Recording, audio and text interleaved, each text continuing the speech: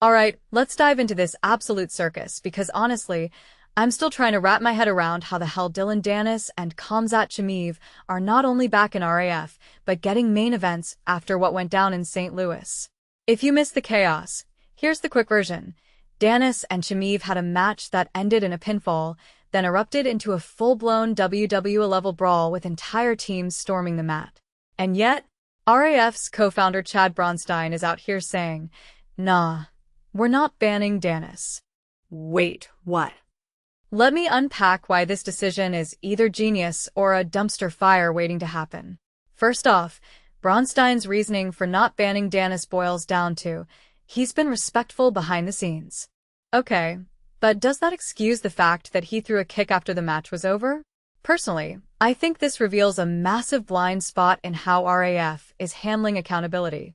If your backstage behavior is the gold standard, what's stopping every fighter from thinking they can throw hands post-fight as long as they smile nicely at the staff? It's like saying, sure, you torched the kitchen, but you wiped the counter afterward. Good job. Now, let's talk about Chimaev's return against Tyron Woodley in Moscow. Bronstein is gushing about Chimaev's reinvented Undertaker walkout and plans to have him wrestle multiple times before 2026. Wait, hold up. This guy just caused a riot in the ring, and they're hyping him as a franchise player? What's fascinating here is how RAF seems to be doubling down on Chimaev's villain persona. It's not just about his skills, it's about the drama he brings. But here's the thing, while that drama drives views, it also risks turning RAF into a joke.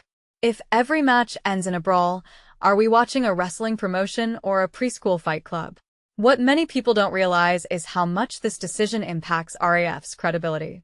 By letting Danis back, they're sending a message that the line between competitive grappling and scripted chaos is paper-thin. And that's not necessarily a bad thing. Look, let's be real, sports entertainment thrives on drama. But if you're positioning yourself as a legitimate competitive platform, you can't have fighters treating the mat like a MMA free-for-all.